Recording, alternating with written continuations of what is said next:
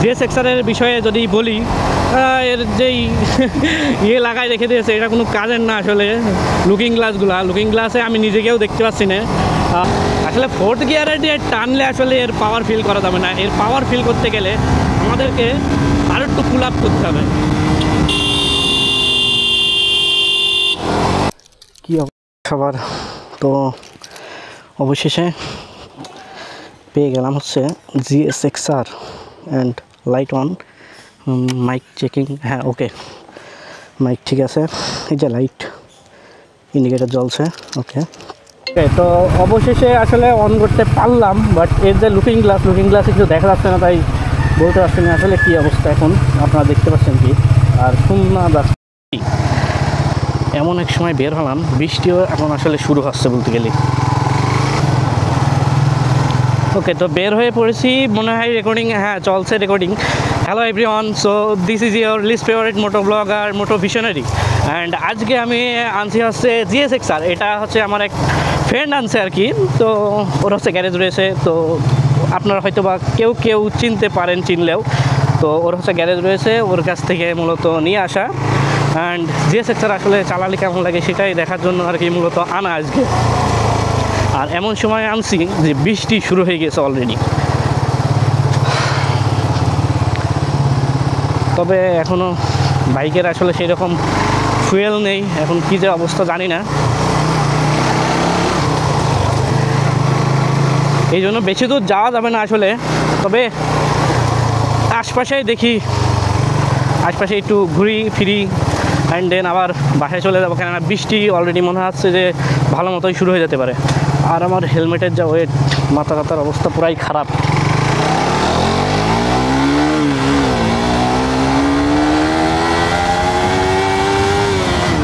ও মাই god, 2 গিয়ারে 70 plus, damn damn dam.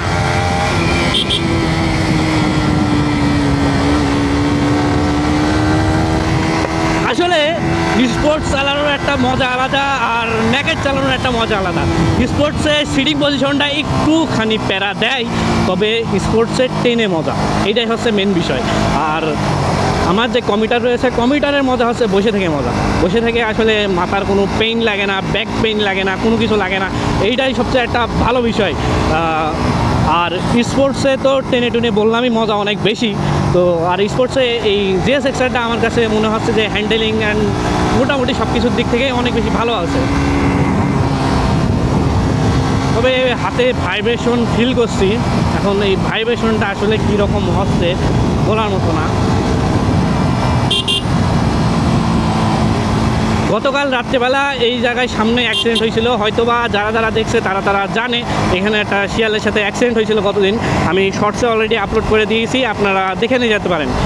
আর GS এক্সআরের বিষয়ে যদি বলি, এর যেই লাগায় রেখে দিয়েছে এটা কোনো কাজের না আসলে। লুকিং গ্লাসে আমি নিজেকেও দেখতে পাচ্ছি না। আর বাইরে পেছনে কি দেখবো, এই যে আমাকে দেখা যাচ্ছে বলতে গেলে এবারটা পেছনে হালকা একটু যদি দেখা যায়, সেই অবস্থা নেই এটা দিয়ে। এটা তো শো অফ ছাড়া আর কিছুই না।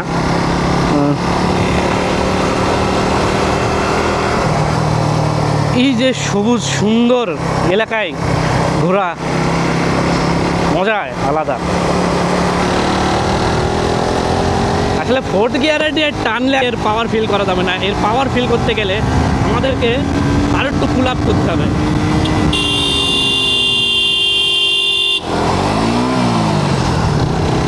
ও নো, এটাতে আসলে আমি এখনও পর্যন্ত অভ্যস্ত না, জাস্ট নিলাম।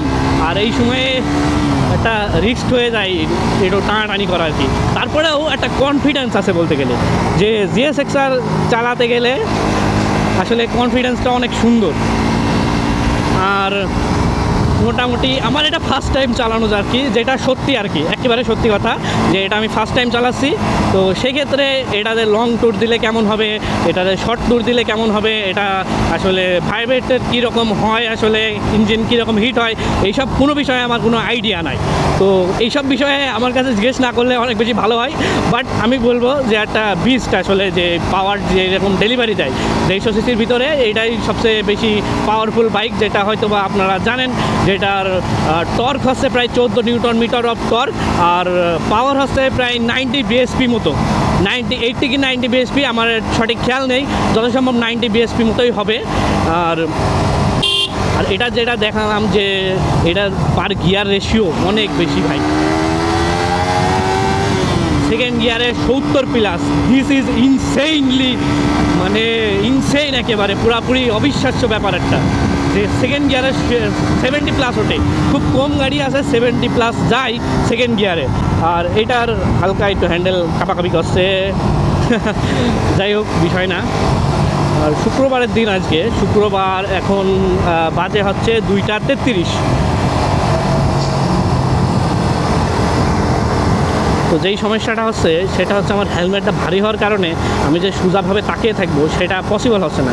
এই কারণে আমার ঘাড়ে অনেক ব্যথা হচ্ছে, যেটা স্পোর্টসের ক্ষেত্রে আমার মনে হয় যে নর্মাল হতে পারে। আমি যে এইভাবে বসবো, এইভাবে বসে থাকা যাচ্ছে না, এইভাবে বসা লাগছে আর মাথাটা আর একটু সোজা করে রাখা লাগছে, যেটা আমার কাছে একটু প্যারাদায়ক মনে হচ্ছে। আর যেহেতু স্পোর্টস সেহেতু একটু তো মানে ডাউন রাইড তো হবে, মানে আপরাইট হলে আরও বেশি ভালো লাগতো। যেমন জিপিএক্স ডেমনে অনেক সুন্দর আপরাইট হ্যান্ডেল বার, সেক্ষেত্রে জিপিএক্স ডেমন চালিয়ে আসলে বেশি কেউ পেইন ফিল করে না, আর এগুলাতে পেইন ফিল করা যাবে, এটাতে R15 এরকম হবেই, এটা একেবারে স্বাভাবিক বিষয়।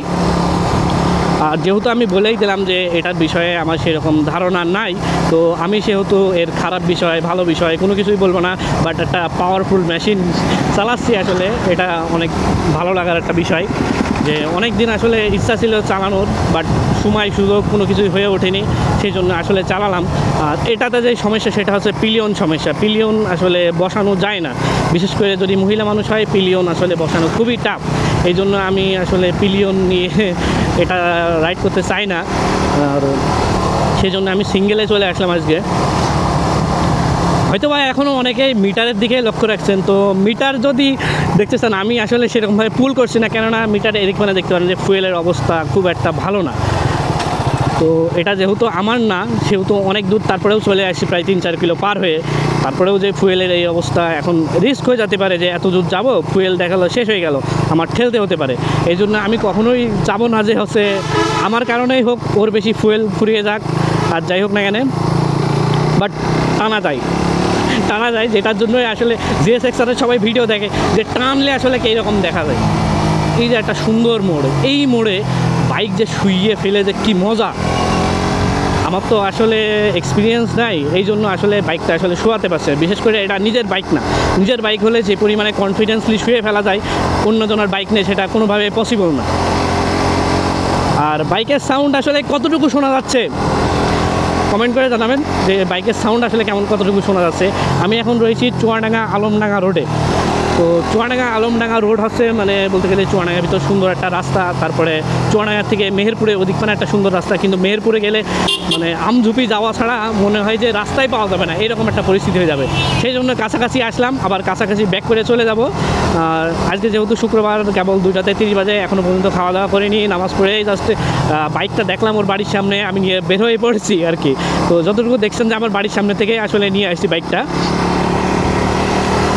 আর এর ভাইজর আমার মনে হচ্ছে না কোনো কাজের, ভাইজরটা আফটার মার্কেট লাগানো দেখে বোঝা যাচ্ছে। ভাইজরটা আসলে চেঞ্জ করলে যদি হোয়াইট দিত আমার মনে হয় যে ভালো দেখা যেত। বিশেষ করে আমি আসলে সানগ্লাস পরে রয়েছি, তারপরে আমার হেলমেটের ভাইজর নামানো মানে পুরাপুরি একদম অন্ধকার মতো একটু হয়ে গেছে আর কি। আর বিশেষ করে মেঘও করছে, আসলে মেঘ করছে। এই যে বড় বড় বট গাছ, সুন্দর বট গাছ, এই যে রয়্যাল ফিল, আসলে রয়্যাল নিয়ে রয়্যাল একটা ফিল আছে একটা। আমি রয়েছি টানের মেশিনের উপরে, আর সে হচ্ছে কম্পিউটার মেশিনের উপরে রয়েছে। আসলে রয়্যালের টর্ক অনেক বেশি, ব্যাগটা আসলে টানা হচ্ছে না সেই রকম, তো ব্যাক করবে এখন আসলে। ছেলে ফেলে তাকায় রয়েছে। এটা হচ্ছে রোড প্রেজেন্স আসলে এটাই বলে যে আমি একটা স্পোর্টস চালাচ্ছি, সবাই তাকায় রয়েছে, এটাই হচ্ছে একটা রোড প্রেজেন্স। বাচ্চারা সব দেখছে, এটাই একটা রোড প্রেজেন্স। তো এই রোড প্রেজেন্সটা আমরা বর্তমানে দেখতে পাই R15 দেখা যায় যেরকম, তারপরে দেখা যায় হচ্ছে CF Moto 300 SR, 250 SR and NK দেখলে আমরা বন্ধু তো তাকায় থাকি আর কি, আসলে যে একটা নেকেড স্পোর্ট কীরকম হয় সেটার একটা পুরাপুরি মানে প্রতিফলন আছে এনকেতে। এনকে সিরিজটা পুরোপুরি একদম আগুন করছে। আর রিসেন্টলি এনকে 125 তো লঞ্চ করছে, বাট প্রাইস নিয়ে এখনও গড়িমসি। প্রাইস এখন কত কি বলবে সেটা নিয়ে তারা বুঝে উঠতে পারছে না, এই জন্য প্রাইস তারা বলছে না এখনও পর্যন্ত। তো আমি আশা করবো যে এনকে 125 হয়তো বা এমন একটা প্রাইস রাখবে যেই প্রাইস রেঞ্জে আসলে ওটার কম্পিটিটর কেউ থাকবে না। এই জন্যই আসলে এরা এত লেট করছে। তারা হয়তো বা ট্রাই করছে যে সামনে কোনো কোম্পানি বাইক লঞ্চ করবে সেই রকম। আর 125cc আসলে একটা অন্যরকম রাজত্ব হয়ে যাচ্ছে। ওই 125cc ভিতরে কিন্তু অনেক বাইক সেল হচ্ছে আসলে, যেমন এক্সট্রিম 125। আর এটা কিন্তু সফলতা দেখে বেশিরভাগ মানুষ ঈর্ষাবোধ করছে বলতে গেলে। আর এটা হচ্ছে আমাদের মাথাভাঙা নদী। মাথাভাঙা নদীর এই পাশ থেকে চলে গেল হচ্ছে বড় বাজার পর্যন্ত। আর আমি এখান থেকে ঘুরিয়ে ফেলি, কারণ আমার বেশি দূর যে কোনো কাজ নাই।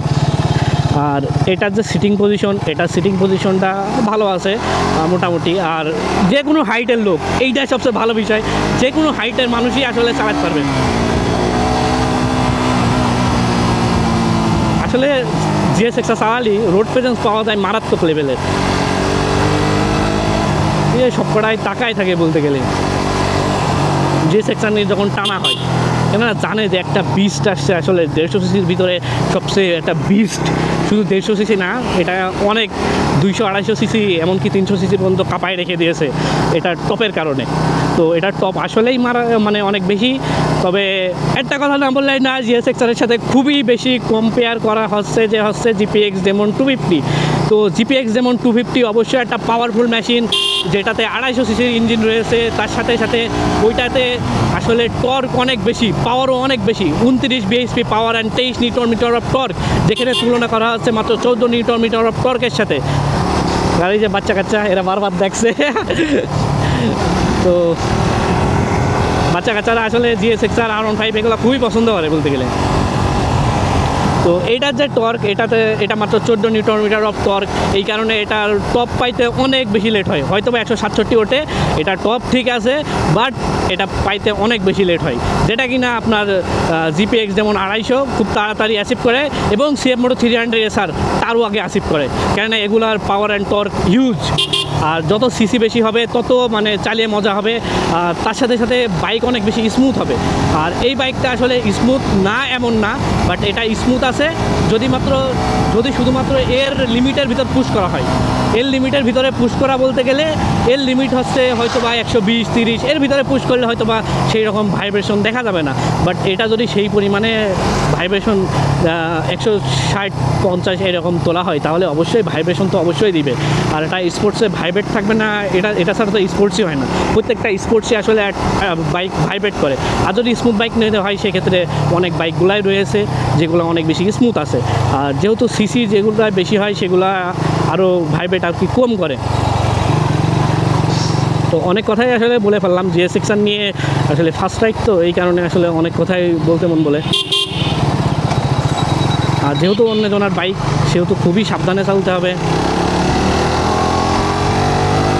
প্রত্যেক গিয়ারে আসলে রেশিও যেটা GSX খেলোয়াড়টা মানে পুশ করতে এটা আসলে খুবই ভালো লাগে। এটা লাইট ওয়েট বাইক, একেবারে লাইট ওয়েট বলতে গেলে। এর মতো লাইট ওয়েট বাইক হয়তো বা খুবই কম আছে।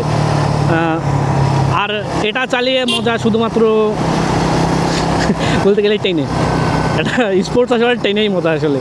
আর টানাটানি আর অন্যান্য কিছু যদি কথা বলি, কমফোর্টের কথা বলি যদি, তাহলে অবশ্যই নাম আসে হচ্ছে CBR এর কথা। কেননা CBR যারা একবার চালাইছে, CBR তারা সহজে সেল দিতে চায় নাই। CBR এমন একটা বাইক। আর এই যে 4th গিয়ারে আমি 40-41 চালাচ্ছি, বিশ্বাস করেন আমার হাতে ভাইব্রেট ফিল করছে, কেননা বাইক বলছে আরও বেশি পুল করতে। এটাই হচ্ছে একটা স্পোর্টসের মজা। আর যদি এখানে আমি ওই 4 গিয়ারে কি 5 গিয়ারেও যদি 30-40-এ চালাই, আমার হচ্ছে কমিউটার কিন্তু কোনো কিছু বলবে না, সে কিন্তু স্মুথলি চলবে অনেকটা। তবে স্পোর্টসের ক্ষেত্রে পুল করলে আসলে ভাইব্রেটটা একটু কম পাওয়া যায়, এটাই হচ্ছে বিষয় আর কি। হয়তোবা বেশিক্ষণ লং হয়ে যাচ্ছে, হয়তোবা অনেকেই দেখতে দেখতে বোর ফিল করবে বাইকের, কেননা বাইক নিয়ে টানাটানি করছি না। তো যেটা প্রথমেই বললাম যে এটা আমার আসলে নিজস্ব বাইক না, সেই জন্য অন্যের বাইক নিয়ে টানাটানি করাটা আমার কাছে পছন্দ না। অন্যর কাছে যত এটাই পছন্দ হোক না কেন, আমার কাছে এটা পছন্দ না আসলে। নিজের বাইক নিয়ে আমি নিজে পদ্মা সেতুতে 126 তুলেছি, সেটা কোনো বিষয় না, কিন্তু পরের বাইক নিয়ে আমি 100 তুললেও আসলে সেটা একটা বড় একটা বিষয় হতে পারে।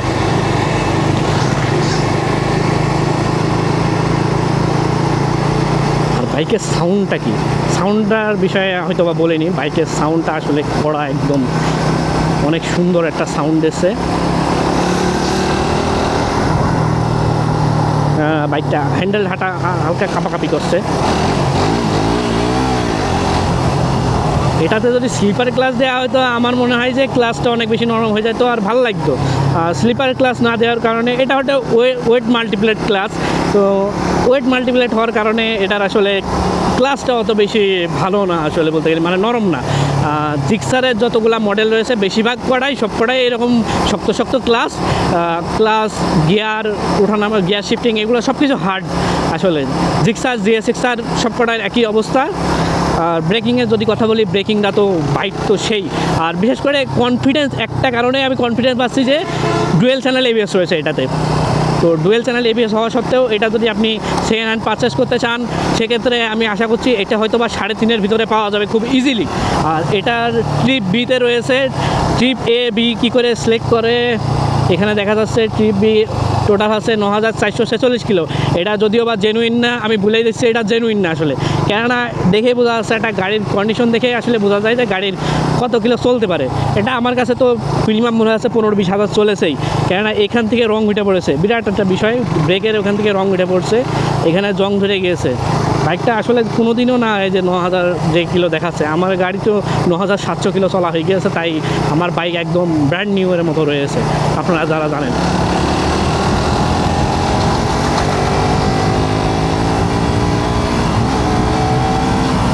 আসলে সেকেন্ড গিয়ারে 70+ যায়, বাট ফোর্থ গিয়ারে 70+ আমি কেন তুলছি, কেননা ফোর্থ গিয়ারে তুললে একটু হয়তো বা তেল কম খাবে। আসলে তেলের কাটা এদিক ওদিকে আছে, তো কখন যে তেল শেষ হয়ে যায় তার কোনো গ্যারান্টি নেই। আর আমি বিপদে পড়ে যেতে পারি, আমার ঠেলা লাগতে পারে, সেই জন্য আমি বেশি দূরেও যাই নাই, কাছেই রয়েছি। হয়তো বা এবারটা অনেক সুন্দর লাগছে, এই পাশে মেঘলা রোদ উঠছে, ওয়েদারটা আসলে মারাত্মক লাগছে, পুরাই মারাত্মক লেভেলের বলতে গেলে। আর আশা করছি আপনারা এনজয় করছেন, কেননা সাথে রয়েছে জিএসএক্সআর একটা পাওয়ারফুল মেশিন। আর কি বলবো, এই আর কি বিষয় ছিল। আর রোড প্রেজেন্সের যেটা তো বললামই, রোড প্রেজেন্স অনেক বেশি, মানুষজন তাকায় থাকছে। জিএসএক্সআর আসলে চালালে এরকম মানুষজন তাকায় থাকে, এটা স্বাভাবিক বিষয়। তো আমি এখন 2:33 থেকে চালানো শুরু করছি, টাইম যখন দেখছিলাম এখন 2:45 বাজে, প্রায় 12 মিনিট হয়ে গেছে চালাচ্ছি। তো 12 মিনিটের ভিতরে আমার সেই রকম মনে হলো না যে পশ্চাৎ দেশ সেরকম ব্যথা হয়েছে। এর সিটটা একটু নরম আছে, মনে হয় বেশি ইউজ করে তারপরে নরম হয়ে গিয়েছে, তারপরেও সিটটা আসলে ভালোই শক্ত। আর বাইক চালালে সবাই মোটামুটি তাকায় থাকছে, আসলে যেই পাই যে যাচ্ছে সেই তাকাচ্ছে যে এটা হচ্ছে জিএসএক্সআর আসলে একটা ব্র্যান্ড বলতে গেলে, মানে জিক্সার সুজুকি শুধুমাত্র জিএসএক্সআর, মোনোটন, জিক্সার এগুলা দিয়েই আসলে উঠছে, এগুলাই আসলে ওদের মেইন সেলিং বলতে গেলে। তবে 5,25,000 টাকা দিয়ে এখন এটা নিয়ে কোনোভাবে ভ্যালু ফর মানি আমি বলবো না। যারা টপ করে তাদের হিসাব আলাদা, হ্যাঁ টপ লাগবে, আবার ভালো মাইলেজও লাগবে, সেক্ষেত্রে অবশ্যই এটা একটা চয়েস হতে পারে ভালোই, কোনো খারাপ চয়েস না, আমি বলবো না খারাপ চয়েস একটা। বাট তারপরেও এখন যেসব পাওয়ারফুল মেশিন আসছে সেটার কাছে আসলে জিএসএক্সআর আসলে এখনও বাচ্চা হয়ে যাবে। এই যে ভিতরে এটা হচ্ছে ফার্স্ট ক্যাপিটালের ভিতরে এখন হচ্ছে কাম চলছে, ধান তুলছে। এই যে পাশে ধানের মাঠ রয়েছে, ধানের মাঠ থেকে ধান তুলছে আসলে। এই যে চাচারা, বলেন চাচা ভালো আছেন? কেমন আছেন? ধান কোন জায়গাকার? ভিতরকার? চাষ করতে দেয় এখন? চাষ করতে দেয়। ও ধান ভালো হয়েছে, এই জায়গাটা রাস্তা হয়ে গেছে, অনেক ভালো হয়েছে। সেটাই তো কথা। ঠিক আছে চাচা।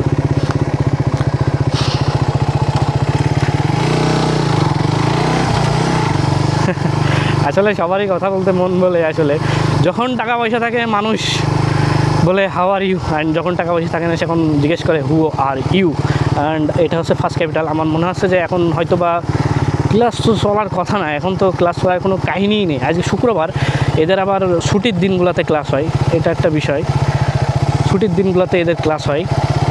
ফার্স্ট ক্যাপিটালে কবে কবে ক্লাস হয় আমার সঠিক জানা নেই, বাট ছুটির দিনগুলোতেই ক্লাস বেশিরভাগ হয়, এটাই জানি আর কি যতটুকু। রোদের ভিতরে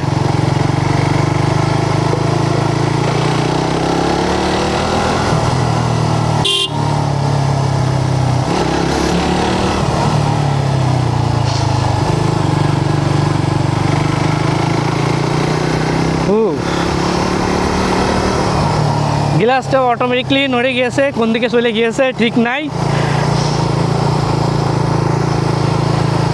আর আমার মনে হয় যে আপনারা একদম ফুল আসলে দেখতে পারছেন না হয়তো বা, কেননা আমার হচ্ছে মোড করা রয়েছে, এরকম মোড স্ট্যান্ডার্ড আর কি, ফুল নেওয়া হয়নি সেই রকম। তো পুরোপুরি আশা করছি হয়তো বা দেখতে পাচ্ছেন না। তো যাই হোক, এই ছিল বলতে গেলে জিএস সেকশন নিয়ে আজকের আমার রাইড। হয়তোবা নেক্সট কোনো ভিডিওতে আবার হয়তোবা রাইড করতে পারি। সেই পর্যন্ত বাড়ি যাওয়া পর্যন্ত একটু, আর এটার হর্ন লাগিয়েছে, অনেক সুন্দর হর্ন আসলে।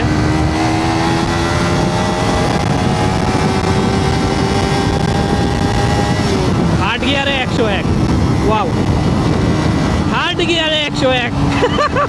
Can you imagine that? Just imagine that. ছেলেপিলে তো একশো সব রোড প্রেজেন্স, সবাই তাকাই রয়েছে আসলে।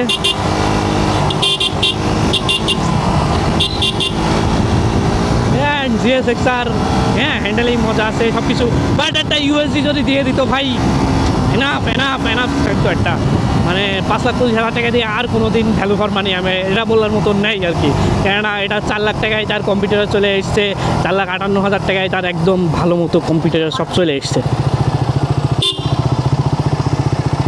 হ্যাঁ, রোদ উঠে পড়ছে আসলে শুক্রবার তো, সেই জন্য আসলে একটা লং ভিডিও করতে পারলাম না। আই এম সো সরি, কেননা লং ভিডিও করতে গেলে এখন অনেক বেশি প্যারা হয়ে যাবে, আমার আরেক জায়গায় যাইতে হবে, সেই জন্য আসলে লং ভিডিওটা করতে পারলাম না। তো এই পর্যন্ত যারা ভিডিওটা দেখছেন তারা অবশ্যই একটা লাইক, কমেন্ট অ্যান্ড যদি পারেন একটা শেয়ার করে দিতে পারেন, যে জিএসএক্সের আসলে প্রথম রাইড করার কেমন অনুভূতি থাকে। আর এই হচ্ছে আমার এলাকা, যারা যারা আমার এলাকা চেনে তারা তো চেনে, ভিডিওতে দেখিয়ে দিলাম আমার এলাকা। অবশ্যই আর বেশি কিছু দেখার দরকার নাই, এলাকা মানে চলে আসছি। তো এতক্ষণ যারা ভিডিও দেখছেন, সাপোর্ট করছেন, ধন্যবাদ সবাইকে, অ্যান্ড আল্লাহ হাফেজ। অ্যান্ড দেখা হবে নেক্সট কোনো ভিডিওতে। This is your list favourite moto blogger moto visionary. Good bye till then.